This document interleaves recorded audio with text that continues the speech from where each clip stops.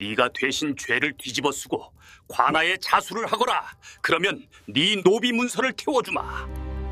평생을 소처럼 부려먹은 머슴에게 강 부자는 아들의 죄까지 뒤집어 씌우려 했습니다.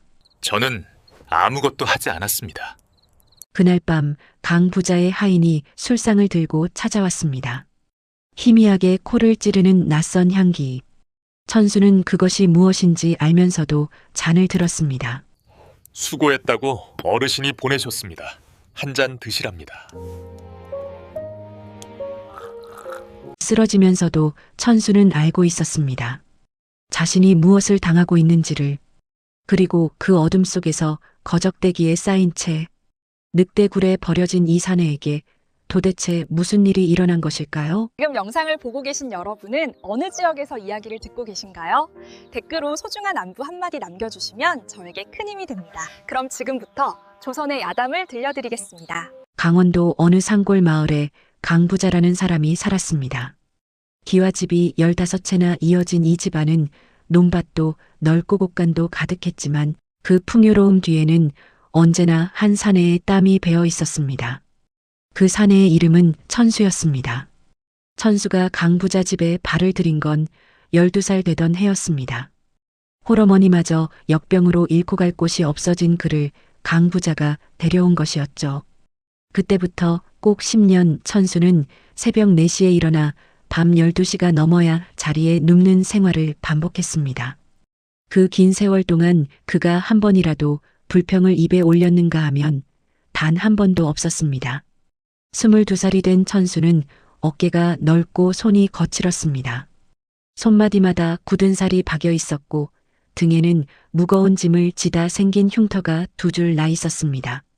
얼굴은 햇볕에 그을려 구릿빛이었지만 눈만큼은 맑고 깊었습니다. 억울한 일을 당해도 그 눈빛이 흔들리는 법이 없었습니다. 자신도 모르게 무언가를 꾹 눌러 참는데 익숙해진 눈이었습니다. 천수가 강부자 집에서 얼마나 기둥 같은 역할을 했는지는 3년 전 겨울의 일을 보면 알 수 있었습니다. 그의 섣달의 곳간에 불이 났습니다. 사람들이 우왕좌왕하며 물 한 동이씩을 퍼나르는 사이 천수는 불길 속으로 뛰어들었습니다. 쌀 가마니 하나가 좋기 5말은 됐는데 그걸 혼자서 등에 지고 2번을 드나든 것이었습니다. 마지막으로 나올 때는 눈썹이 절반쯤 타 있었습니다. 강 부자는 그날 천수의 손을 잡고 눈물을 글썽였습니다.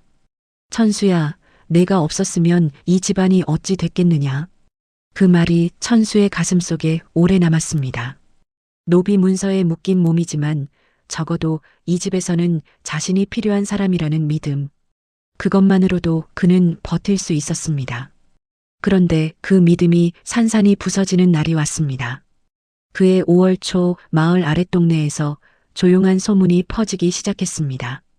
강 부자의 외아들 강덕배가 물방앗간 근처에서 마을 처녀를 겁탈하려다 발각됐다는 것이었습니다.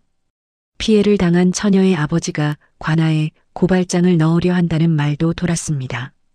강덕배는 25살이었지만 하는 짓은 철부지 그대로였습니다. 술만 마시면 행패를 부렸고 빚쟁이들에게 쫓기다가 아버지에게 손을 벌리는 일이 다반사였습니다. 이번 일도 그런 망나니 집 가운데 하나였습니다. 강 부자는 이틀 동안 방 안에 틀어박혀 있었습니다. 사흘째 되는 날 저녁 그가 천수를 불렀습니다. 천수가 방으로 들어섰을 때 강 부자는 호롱불 앞에 앉아 있었습니다. 얼굴에 그늘이 짙게 드리워져 있었지만 눈빛은 흔들리지 않았습니다. 오히려 너무 차분해서 천수는 묘하게 등골이 서늘해지는 느낌을 받았습니다. 앉거라. 강 부자의 목소리는 낮고 느릿했습니다. 천수야, 이 집에서 10년을 살았으니 알겠지만 집안이 망하면 너도 갈 곳이 없다. 천수는 말없이 고개를 끄덕였습니다. 무슨 말이 이어질지 아직 감이 오지 않았습니다. 덕배 그놈이 큰 실수를 했다. 관아의 일이 넘어가면 우리 집안은 끝이야. 그런데 방법이 하나 있다. 내가 대신 죄를 뒤집어 쓰고 관아에 자수를 하는 것이다. 천수의 눈이 천천히 커졌습니다. 귀로 들은 말이 머릿속에서 다시 한번 맴돌았습니다. 대신 죄를 뒤집어 쓰라는 말이었습니다. 내가 가주면 내 노비 문서를 태워주마. 자유몸이 되는 거야.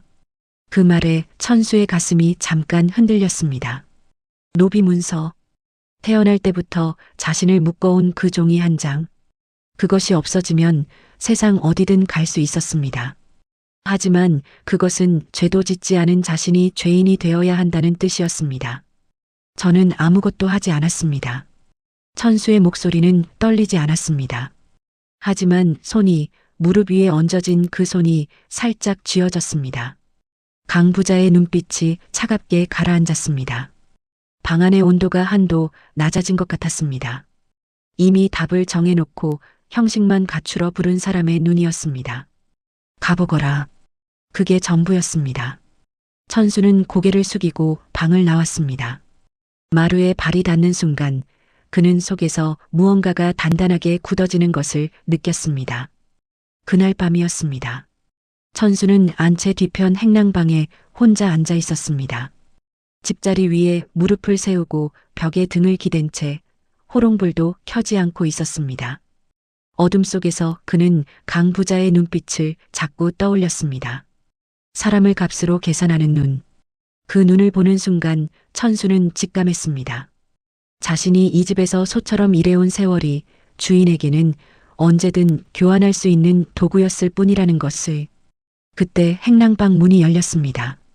강 부자의 하인 하나가 소반에 술상을 들고 들어왔습니다. 작은 술잔 하나와 막걸리 주전자, 그리고 북어포한 조각이 전부였습니다. 어르신께서 수고했다고 보내셨습니다. 한 잔 드시랍니다. 하인은 눈을 마주치지 않았습니다. 소반을 바닥에 내려놓고 몸을 돌려나가려는 자세가 지나치게 빨랐습니다. 무언가를 두고 도망가는 사람의 움직임이었습니다. 천수는 잠시 그 술잔을 바라보았습니다. 막걸리였습니다. 뿌연 흰빛이 어둠 속에서 잔잔하게 고여 있었습니다. 평소라면 고맙다고 한마디 하고 단숨에 마셨을 것입니다. 하지만 오늘은 달랐습니다. 코를 천천히 가져다 댔습니다. 발효된 쌀 냄새 아래에 쓰고 날카로운 기운이 희미하게 섞여 있었습니다. 그것은 약재 냄새가 아니었습니다. 비상이었습니다. 사약에 쓰이는 그 독. 냄새를 아는 것은 어린 시절 약초를 다루던 누군가의 손을 옆에서 지켜봤기 때문이었습니다. 누구였는지는 기억나지 않았습니다. 다만 그 냄새만큼은 몸이 기억하고 있었습니다. 천수는 술잔을 내려다보며 오래 생각했습니다. 거절하면 어떻게 될까? 이 사실을 발설하면 어떻게 될까? 그러나 이 집에서 주인의 뜻을 거스른 머슴이 무사한 경우를 그는 본 적이 없었습니다. 천수의 손이 천천히 움직였습니다. 술잔을 들었습니다. 막걸리는 찼습니다. 그리고 목구멍을 타고 내려간 뒤 5번의 숨이 지나기도 전에 천수의 시야가 흔들리기 시작했습니다. 머릿속에서 무언가 부서지는 것 같은 감각이 왔습니다. 손가락이 말을 듣지 않았습니다. 집자리 위로 몸이 쓰러지면서도 천수는 자신이 무엇을 당하고 있는지를 알았습니다. 알면서도 막을 수가 없었습니다.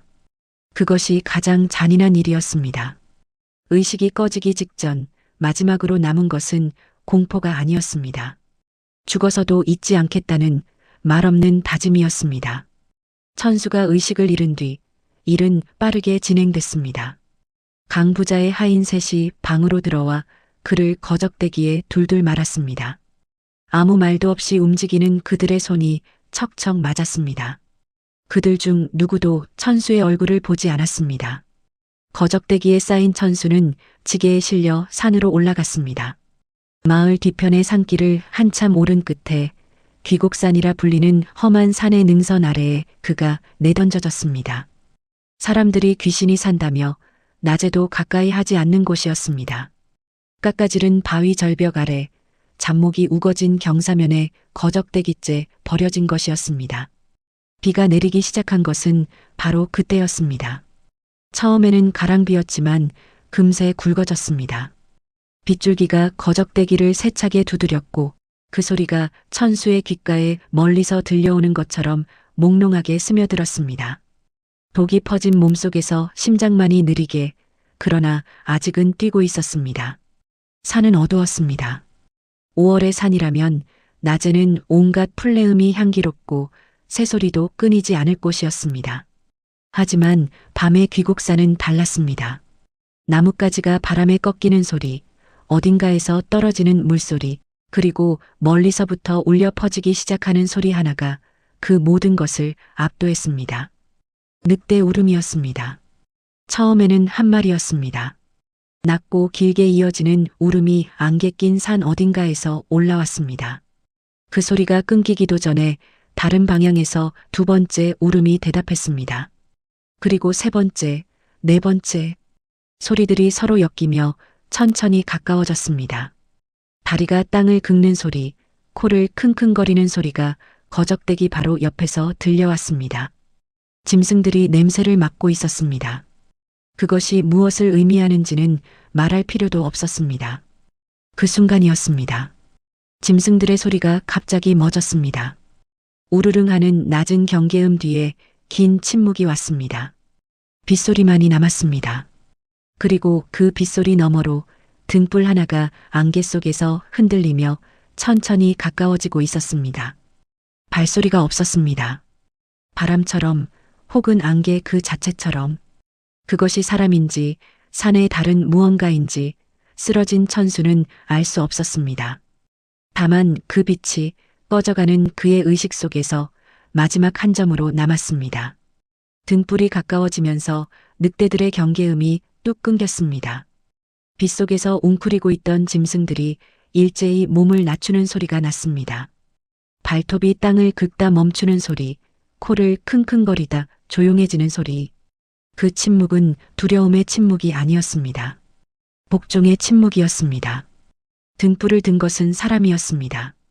20살 안팎으로 보이는 여인이었는데 빗속에서도 걸음이 흔들리지 않았습니다. 발이 땅에 닿는 소리조차 거의 나지 않았습니다. 한 손에는 기름 등잔을 들었고 다른 손에는 짧은 나무 지팡이 하나를 쥐고 있었습니다. 지팡이 끝에는 짐승의 뼈로 만든 작은 패 하나가 달려 있었는데 그것이 바람에 흔들리며 낮게 울렸습니다. 그 여인의 이름은 소아였습니다. 소아는 거적대기 앞에서 발을 멈추고 천천히 쪼그려 앉았습니다.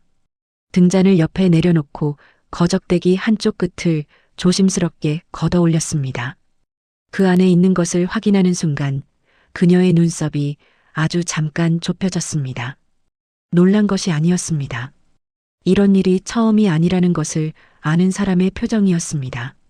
귀곡산에 사람이 버려지는 것은 소아에게 낯선 일이 아니었습니다. 그녀는 손등을 천수의 목에 대었습니다. 맥이 있었습니다. 약했지만 끊기지 않았습니다. 다음으로 그의 코앞에 손가락을 가져다 댔습니다. 숨이 나왔습니다. 느리고 얕았지만 이어지고 있었습니다. 소아의 시선이 빠르게 천수의 얼굴과 손, 입술색을 훑었습니다. 입술이 푸르스름하게 변해 있었습니다. 보통의 독이 아니었습니다. 비상이구나. 소아가 혼잣말처럼 중얼거렸습니다. 목소리는 낮고 담담했습니다. 그녀는 즉시 품에서 작은 천주머니를 꺼냈습니다. 그 안에 든 가루를 손가락으로 조금 찍어 천수의 잇몸에 발랐습니다.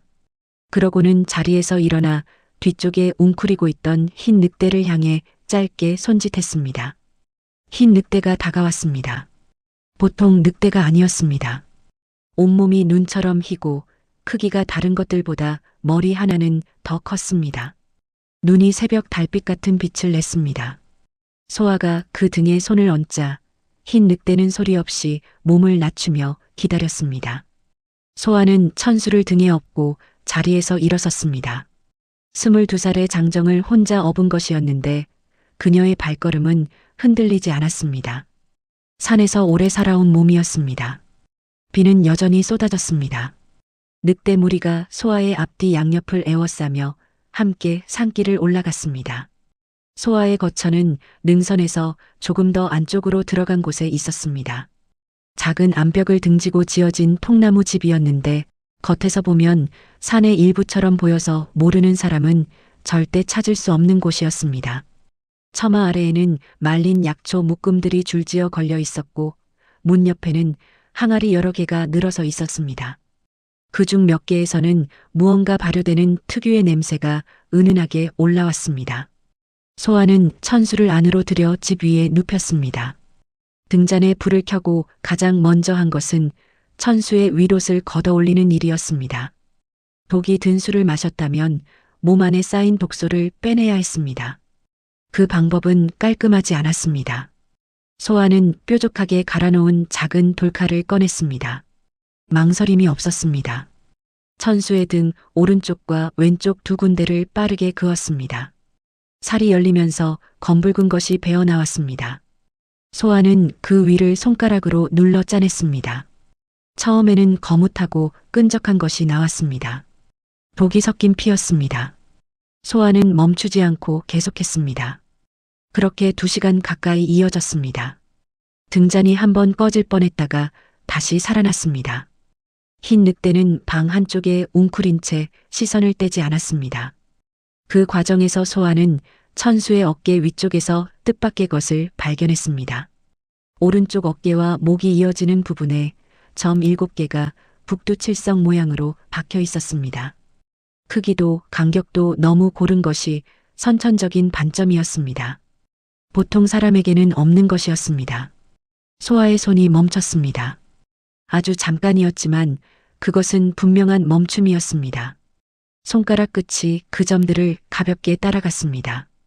그러고는 부들부들 떨렸습니다. 천수가 처음으로 눈을 뜬 것은 사흘 뒤였습니다. 눈꺼풀이 무거웠습니다. 통나무로 만들어진 천장이 보였습니다. 군데군데 약초 다발이 끈으로 매달려 있었습니다. 머리 옆에서 뭔가 따뜻한 기운이 느껴져 고개를 돌렸더니 흰 늑대가 바닥에 웅크려 눈을 감고 있었습니다. 천수는 반사적으로 몸을 일으키려 했습니다. 등이 불에 데인 것처럼 타올랐습니다. 굵은 신음소리가 절로 새어나왔습니다. 움직이지 마세요. 소아의 목소리가 들렸습니다. 방 한쪽 구석에서 무언가를 갈고 있던 그녀가 돌아보았습니다. 표정이 차가웠습니다. 냉정하다기보다 감정을 밖으로 드러내는 것에 익숙하지 않은 사람의 얼굴이었습니다. 등을 갈랐습니다. 사흘은 더 누워 있어야 합니다. 천수는 잠시 그 얼굴을 바라보았습니다. 기억이 흐릿했습니다. 빗소리, 늑대 울음, 저 멀리서 가까워지던 등불. 그게 이 여인이었구나 싶었습니다. 목이 바싹 말라 있었습니다. 소아가 물 한 그릇을 가져왔습니다. 천수의 머리 아래에 손을 넣고 살짝 들어 올려 물을 먹였습니다. 쓴맛이 났습니다. 약을 섞은 물이었습니다. 나를 살려준 것이오? 천수가 겨우 물었습니다. 목소리가 모래를 씹는 것처럼 거칠었습니다. 살아있으니까 살린 것입니다. 소아가 짧게 대답하고 돌아섰습니다. 더 보탤 말이 없다는 뒷모습이었습니다. 천수는 다시 눈을 감았습니다. 몸이 무거웠지만 마음 한쪽에서 이상한 온기 같은 것이 느껴졌습니다. 오랫동안 느껴보지 못한 것이었습니다. 누군가가 자신을 살리려고 두 손을 움직였다는 사실이 조용히 건드렸습니다. 천수가 물 한 그릇을 혼자 마실 수 있게 된 것은 닷새째 되는 날이었습니다. 그날 저녁 소아는 천수의 등 상처를 살피기 위해 붕대를 풀었습니다. 상처 위에 이미 얇은 막이 생겨 있었습니다.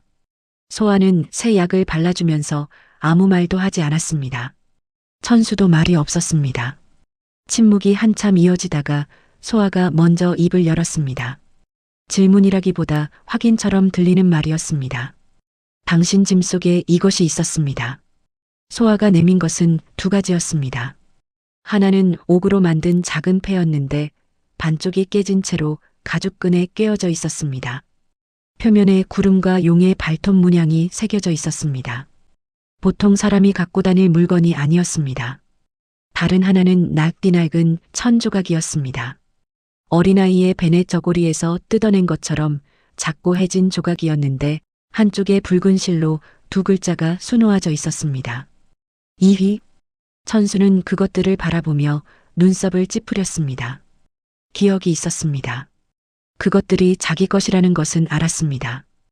어린 시절부터 짐 보따리 가장 깊은 곳에 넣어두고 다닌 물건들이었습니다. 하지만 왜 갖고 있는지, 어디서 온 것인지는 언제나 안개처럼 뿌옇기만 했습니다. 소아는 그 반응을 조용히 지켜보고 있었습니다. 표정 없는 얼굴이었지만 눈 안쪽에서 무언가가 빠르게 움직이고 있었습니다. 그녀는 자리에서 일어나 방 한쪽 구석에 있는 낡은 나무 상자를 열었습니다. 그 안에서 종이 여러 장을 꺼냈습니다. 펼치니 글씨와 그림이 빽빽하게 적혀 있었습니다. 소아의 아버지가 생전에 남긴 기록이었습니다. 소아는 그 기록의 한 부분과 천수의 옥패를 나란히 놓았습니다. 기록 속에 그려진 문양과 옥패의 문양이 정확히 같았습니다. 그리고 기록 한 귀퉁이에는 이런 내용이 적혀 있었습니다. 칠성 혈치를 가진 이가 이 산에 나타나거든 반드시 살아있음을 확인하라. 그를 잃으면 하늘의 뜻이 끊긴다. 소아는 기록에서 눈을 들어 천수를 바라보았습니다. 그 눈 안에서 처음으로 무언가 흔들리는 것이 보였습니다. 차갑고 단단하던 눈빛이 아주 조금 흔들렸습니다. 그것이 무엇을 의미하는지는 소아 자신도 아직 말할 수 없었습니다. 다만 분명한 것은 하나였습니다.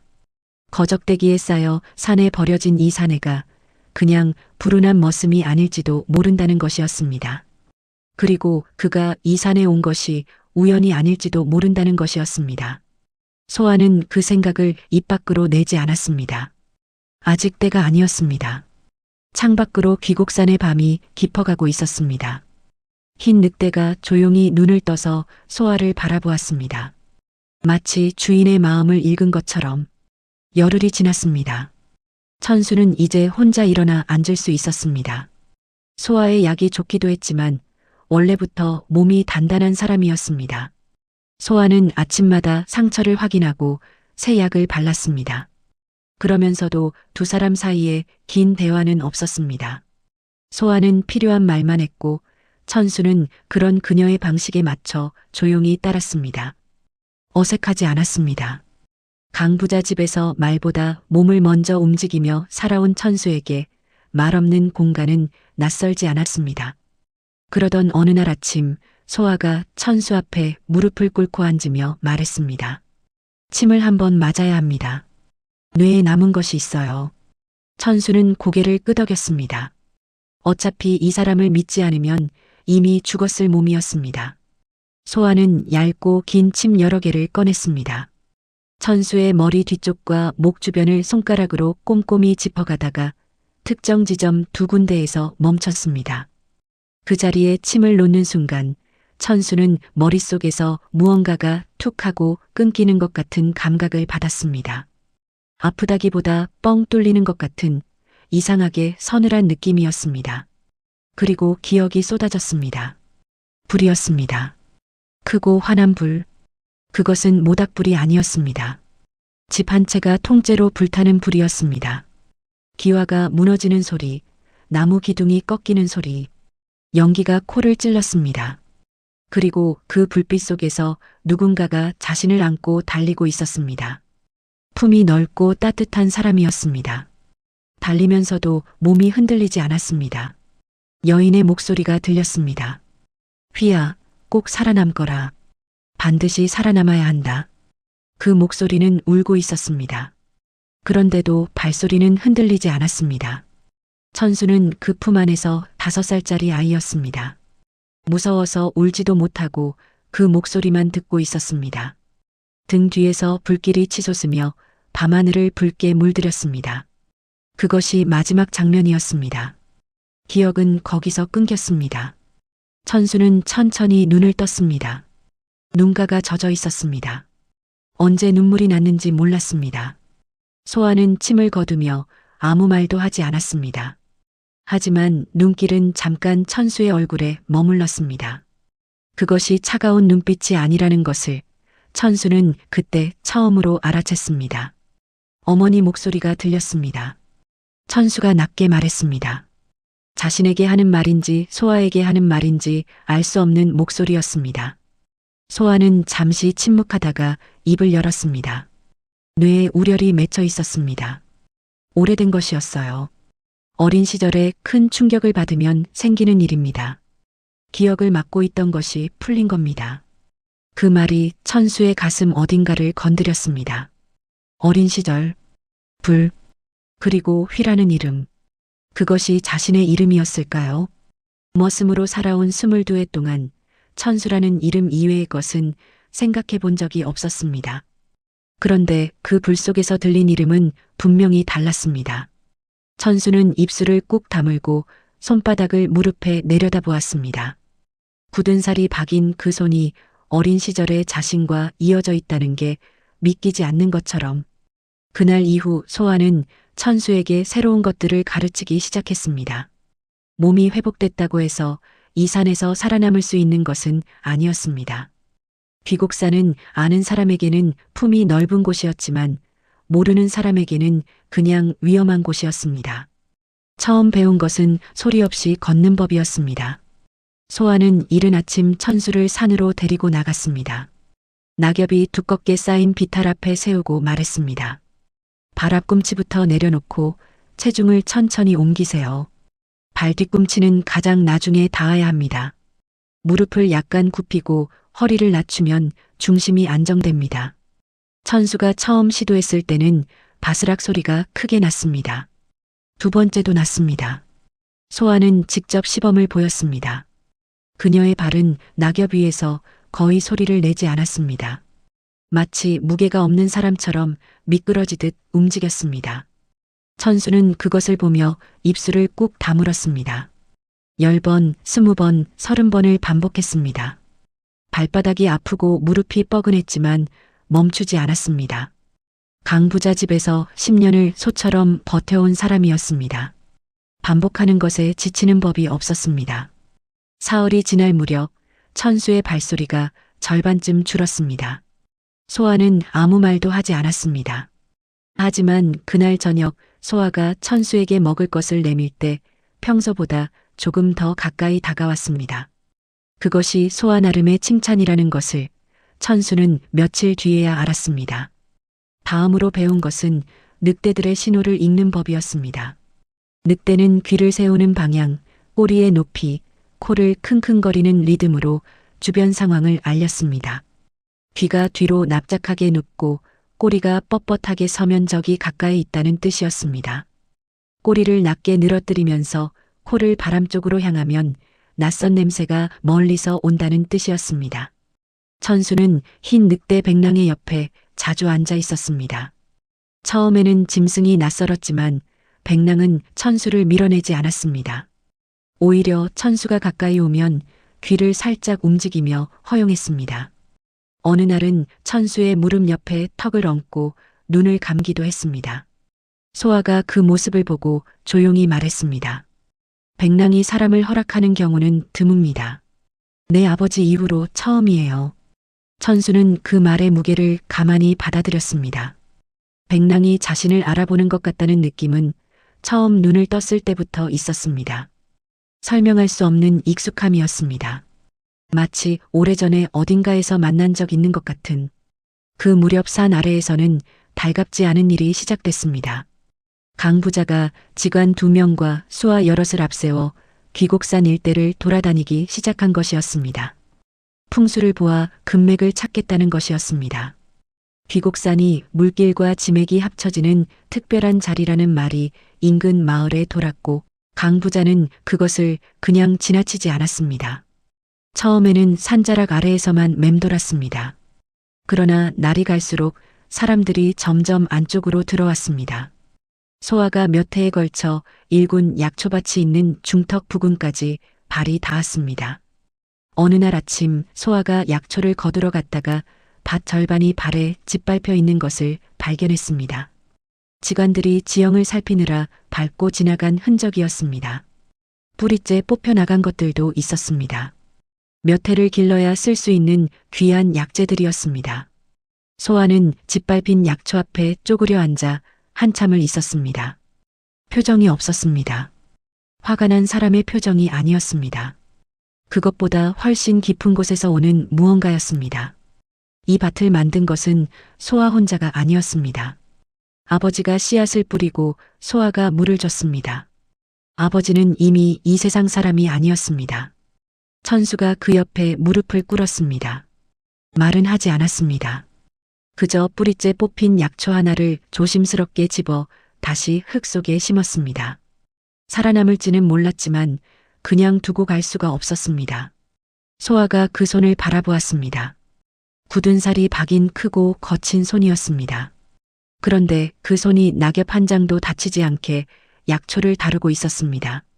소아는 입술을 살짝 움직였지만 아무 말도 나오지 않았습니다.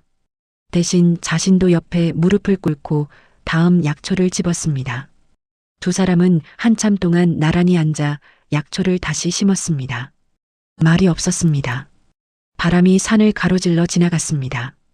백랑이 멀찍이서 그 모습을 지켜보다가 조용히 눈을 감았습니다. 천수는 흙을 고르면서 속으로 생각했습니다. 누군가를 위해 손을 움직이는 것이 이렇게 다를 수 있다는 것을. 강 부자 집에서 12살부터 22살까지 움직인 손은 살아남기 위해 움직인 손이었습니다. 그런데 지금 이 손은 달랐습니다. 지켜주고 싶어서 움직이는 손이었습니다. 그것이 어떤 의미인지를 천수는 아직 다 알지 못했습니다. 하지만 눈빛이 달라지고 있다는 것은 그 자신도 어렴풋이 느끼고 있었습니다. 산 아래의 위협은 이제 시작에 불과했습니다. 새벽이었습니다. 귀곡산에 안개가 짙게 깔린 날이면 소아는 언제나 일찍 일어났습니다.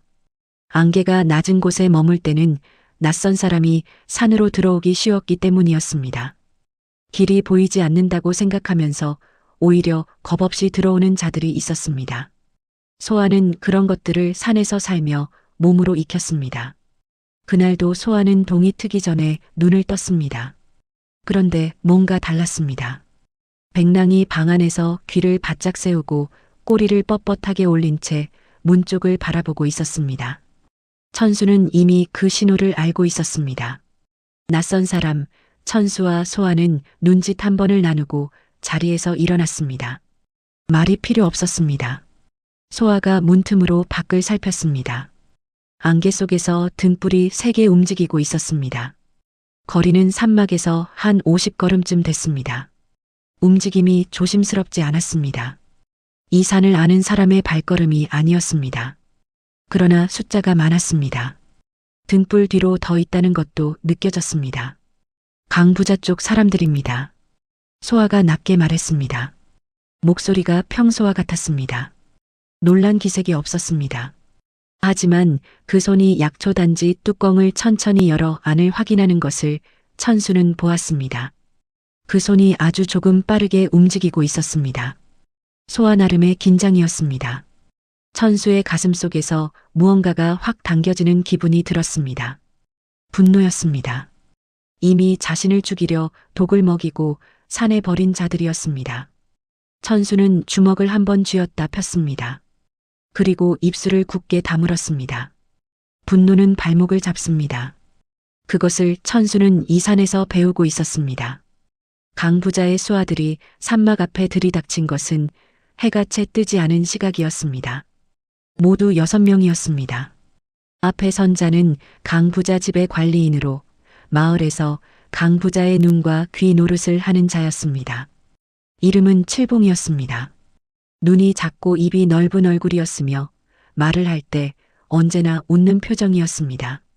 그러나 그 웃음에는 온기가 없었습니다.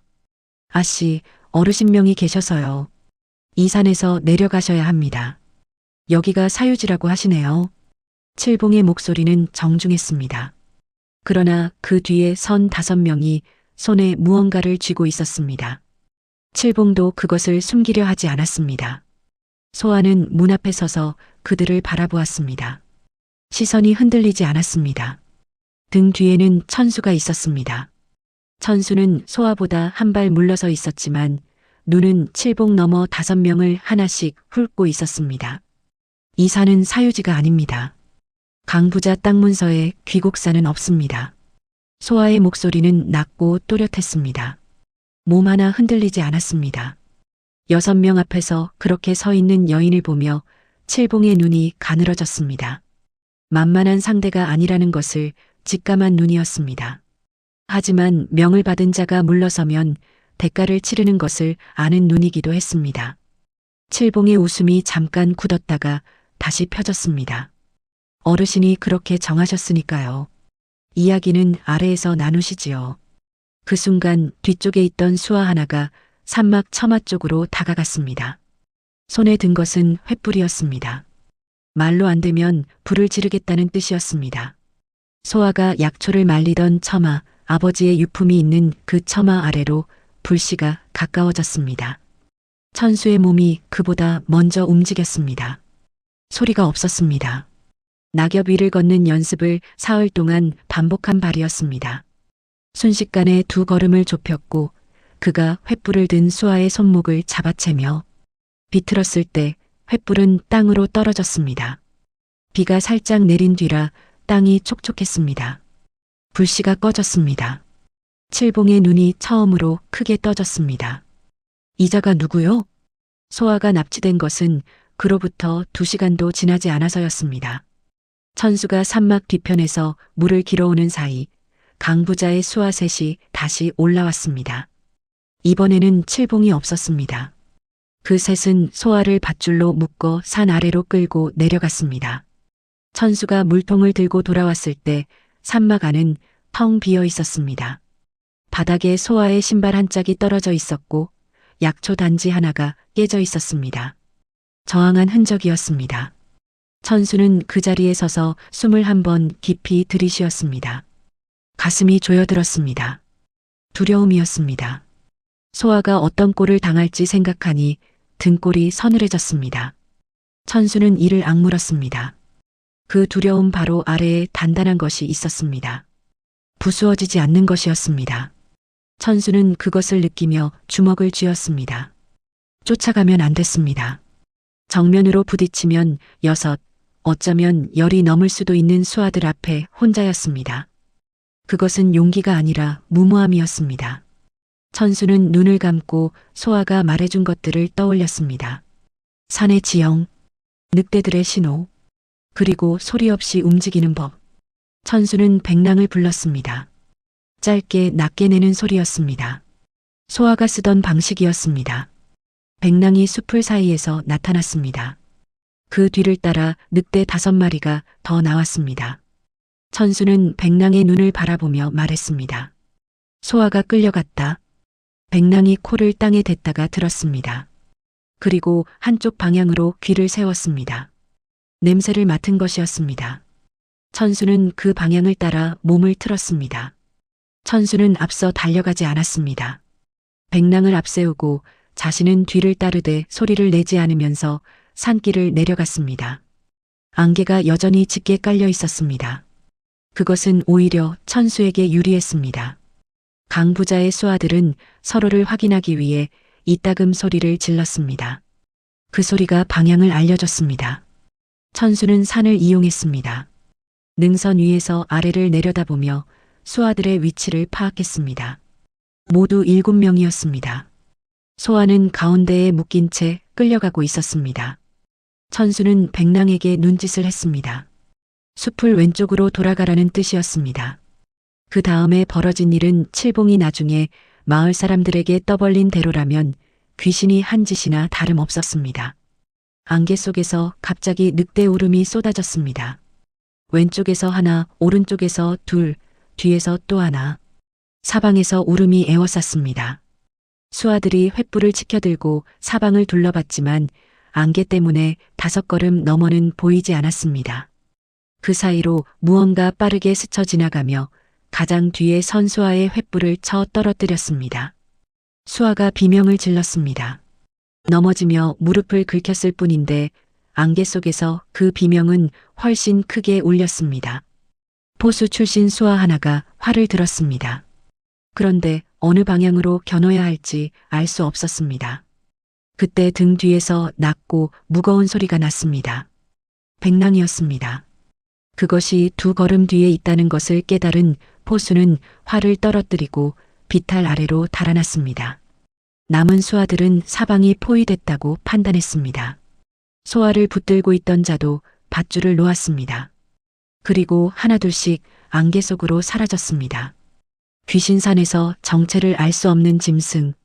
때를 상대로 버티는 것은 품삯보다 목숨이 먼저인 사람들에게 선택할 수 있는 일이 아니었습니다. 소아는 밧줄이 풀리자 바로 자리에서 일어났습니다. 어딘가 긁힌 듯 손등에서 피가 조금 났지만 표정은 변하지 않았습니다. 안개 속에서 천수가 걸어 나왔습니다. 백랑이 그 옆을 따랐습니다. 두 사람은 잠시 서로를 바라봤습니다. 소아가 먼저 시선을 거두며 말했습니다. 산막으로 돌아가야 합니다. 이건 끝난 게 아니에요. 천수는 고개를 끄덕였습니다. 그 눈빛이 산에 처음 올라왔을 때와 달랐습니다. 뭔가를 잃을까봐 두려워하는 눈이 아니었습니다. 지킬 것을 알고 있는 사람의 눈이었습니다. 소아는 그것을 보았습니다. 그리고 아무 말도 하지 않았습니다. 다만 걸음을 돌리며 입술 끝이 아주 조금 움직였습니다. 그것이 웃음이었는지 아니면 다른 무언가였는지는 안개가 가려서 알 수 없었습니다. 천수는 소아의 등을 따라 걸으며 속으로 생각했습니다. 강 부자는 이번 일을 그냥 넘기지 않을 것이었습니다. 수아들이 귀신 타령을 하며 내려가도 강 부자라는 인간은 그런 말을 믿는 사람이 아니었습니다. 다음에는 더 많이, 더 준비된 채로 올 것이었습니다. 천수는 그것을 알았습니다. 그리고 처음으로 맞서야겠다는 생각이 두려움 없이 올라왔습니다. 소아가 납치됐다가 돌아온 그 다음 날 아침이었습니다. 천수는 산막 앞에 서서 산 아래를 내려다봤습니다. 마을이 보이지는 않았습니다. 나무와 안개가 가리고 있었습니다. 하지만 거기 강 부자의 집이 있다는 것은 알고 있었습니다. 그리고 그 집에서 자신을 죽이려 했던 사람이 아직 아무런 벌도 받지 않고 살아있다는 것도. 천수는 그날 오후 소아에게 처음으로 먼저 말을 꺼냈습니다. 한양으로 가야 할 것 같습니다. 소아는 약초를 다듬다가 손을 멈췄습니다. 그러고는 천수를 바라보았습니다. 눈빛이 무언가를 묻고 있었습니다.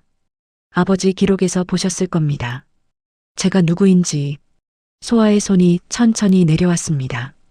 그 눈빛이 잠깐 흔들렸다가 가라앉았습니다. 천수가 아직 그것을 제대로 알고 있다고 생각하지는 않았습니다. 하지만 그가 어렴풋이 감지하기 시작했다는 것은 알 수 있었습니다. 옥패와 베넷 저고리의 수노인 이름, 칠성혈치, 그리고 불타던 저택의 기억. 이 세 가지가 하나로 이어집니다. 소아가 낮은 목소리로 말했습니다. 말을 아끼는 사람이 오래 생각한 끝에 꺼내는 말이었습니다. 이휘, 그것이 제 이름이라면 저는 안평군의 아들입니다. 그렇죠? 소아는 대답 대신 눈을 감았다가 떴습니다. 그것이 긍정이었습니다.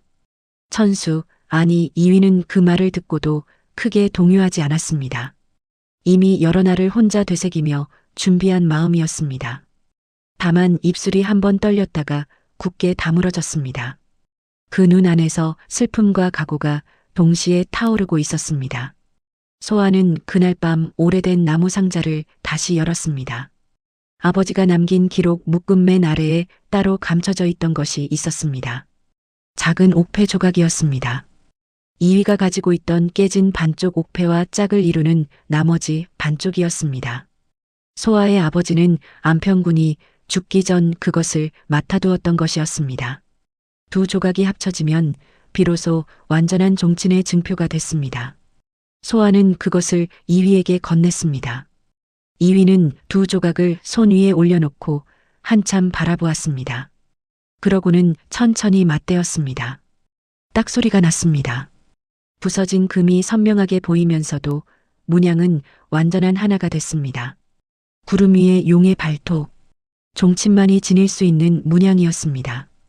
이휘는 그것을 손 안에 꼭 쥐었습니다. 오랫동안 아무 말도 하지 않았습니다. 손 안에서 전해지는 옥의 차가운 감촉이 어린 시절의 불, 어머니의 목소리, 그리고 머슴으로 살아온 22해의 시간과 겹쳐지며 가슴 깊은 곳을 눌렀습니다. 눈물이 나오지는 않았습니다. 그 대신 이휘의 등이 조금씩 펴지는 것이 보였습니다. 오래 굽혀져 있던 것이 비로소 제자리를 찾아가는 것처럼. 이틀 뒤 이위는 산을 내려갔습니다. 소아가 싸준 짐을 등에 지고 소아가 알려준 충신들의 거처를 향해 걸었습니다. 소아의 아버지 기록 속에는 안평군을 모셨던 옛 충신들의 이름과 그들이 은거에 있는 곳이 적혀 있었습니다. 그들은 모두 안평군이 세력을 잃은 뒤 뿔뿔이 흩어져 이름을 바꾸고 살고 있었습니다. 그중 가장 가까운 곳에 있는 이는 인근 고을에서 서당 훈장을 하며 살고 있는 전 참봉 최익이었습니다.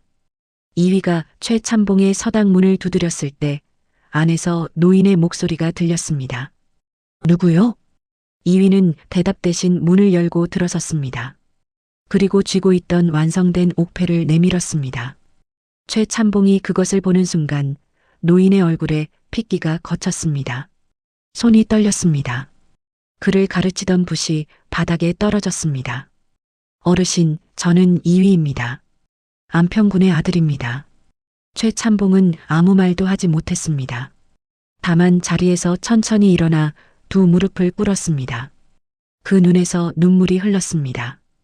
20년을 기다린 사람의 눈물이었습니다. 최 참봉을 통해 연락이 닿은 충신들이 하나둘 모였습니다. 흩어져 숨어 살던 이들이었지만 옥패를 확인하고 이위의 어깨에 있는 칠성 혈치를 직접 눈으로 본 뒤에는 한 사람도 의심하지 않았습니다. 그들 중에는 예전에 안평군의 재정을 맡았던 이도 있었는데 그는 강 부자가 그동안 숨겨온 비자금 장부와 살인 교사의 증거를 이미 손에 넣어두고 있었습니다. 이위가 귀곡산에 버려지기 전에 마을에서 일어난 일들이 조각조각 이어지며 하나의 그림이 됐습니다. 이위가 광군을 이끌고 마을에 나타난 것은 강 부자가 금맥을 찾았다며 집안에서 잔치를 벌이고 있을 때였습니다. 한낮이었습니다. 대문이 열리고 광군이 마당을 가득 채웠습니다. 그 가운데 이위가 섰습니다. 머슴 시절의 낡은 옷이 아니었습니다. 종친의 의복을 갖춰 입고 허리를 곧게 세운 이위의 모습은 그를 아는 마을 사람들 눈에 전혀 다른 사람처럼 보였습니다. 강 부자가 마루 끝에 서서 이위를 보는 순간 그의 얼굴에서 피가 빠져나갔습니다. 자신이 독을 먹여 산에 버린 머슴이 종친의 의복을 입고 광군을 이끌고 서 있는 광경이 눈앞에 펼쳐진 것이었습니다. 그것이 귀신처럼 보였는지 죽었다고 생각했던 사람이 살아 돌아온 것이 믿기지 않았는지 강 부자의 무릎이 꺾이며 마당 아래로 내려와 엎드렸습니다. 제발 목숨만은. 이위는 그 모습을 내려다보았습니다. 분노가 없었습니다. 비참하게 죽어가라는 마음도 없었습니다. 다만 이 오래된 일이 이제 제자리를 찾아가고 있다는 고요한 느낌이 가슴에 자리했습니다. 이위는 광군의 수장을 바라보며 고개를 끄덕였습니다. 그것으로 끝이었습니다. 왕실에서는 이위에게 관직과 부기를 내리려 했습니다. 당연한 일이었습니다.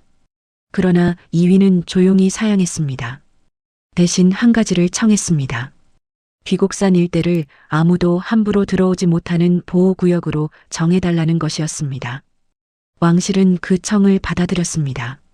이위가 귀곡산으로 돌아온 것은 첫눈이 내리기 시작하는 날이었습니다. 소아는 처마 아래에 서서 그가 올라오는 것을 바라보고 있었습니다. 백랑이 먼저 달려내려가 이위를 맞았습니다. 이위는 백랑의 머리를 두 손으로 감싸 쥐고 잠시 눈을 감았습니다. 소아가 앞으로 걸어 나왔습니다. 평소와 다름없는 걸음이었습니다. 그러나 평소와 다른 것이 하나 있었습니다. 눈이었습니다. 그 눈에 따뜻한 무언가가 담겨 있었습니다. 평소처럼 감추려 했지만 이번에는 다 감춰지지 않았습니다. 두 사람의 혼례는 소박했습니다. 마을 사람도 없었고 관리도 없었습니다. 귀곡산의 나무들과 안개와 백랑 무리가 지켜보는 가운데 이위와 소아는 서로에게 절을 올렸습니다. 이위가 소아의 손을 잡았을 때 그 손이 떨리고 있었습니다. 소아의 손이 아니었습니다. 이위의 손이었습니다. 소아는 그 떨림을 느끼고 손을 꼭 쥐었습니다. 말이 없었습니다. 말이 필요 없었습니다. 세월이 흘렀습니다. 두 사람은 귀곡산 아래에 큰 의원을 세웠습니다. 소아의 의술이 기둥이 됐고 이위가 사람들 사이를 다니며 아픈 이들을 데려왔습니다. 그 의원에서는 돈이 없는 사람도 진료를 받을 수 있었습니다. 소문은 퍼졌습니다. 인근 마을은 물론 먼 고을에서도 사람들이 찾아왔습니다. 이위는 그들을 한 사람도 빈손으로 돌려보내지 않았습니다. 의원 옆에는 서당도 들어섰습니다. 돈이 없어도 글을 배울 수 있는 곳이었습니다. 최참봉이 늙은 몸을 이끌고 그 서당의 첫 번째 훈장이 됐습니다. 오랜 세월이 지난 어느 저녁이었습니다. 백발이 된 이위와 소아가 귀곡산 능선에 나란히 앉아 있었습니다. 해가 산 너머로 넘어가며 하늘이 붉게 물들었습니다. 백랑은 이미 오래전에 세상을 떠났지만 그 자식들이 지금도 두 사람 곁을 맴돌았습니다. 후회되는 것이 있소? 이위가 물었습니다. 목소리가 낮고 느릿했습니다. 나이가 들면서 말이 더 줄었지만 꼭 필요한 말은 꼭 했습니다. 소아는 잠시 산 아래를 바라보다가 고개를 천천히 저었습니다. 이위는 그것을 보고 조용히 웃었습니다. 젊은 시절 강부자 집에서 억눌러 살던 그 얼굴이 아니었습니다. 지킬 것을 지키며 살아온 사람의 얼굴이었습니다. 해가 완전히 넘어갔습니다. 산이 어두워졌습니다. 그리고 그 어둠 속에서 두 사람은 오래오래 나란히 앉아 있었습니다. 귀곡산은 그날도 그 다음 날도 그 자리에 있었습니다. 사람이 짐승처럼 버려졌다가 사람으로 다시 태어난 이 산이 두 사람의 이야기를 품고 오래도록 서 있었습니다. 오늘 이야기가 고단한 하루에 작은 위로가 되었기를 바랍니다. 늘 건강하시고 댁내에 평안만 가득하십시오.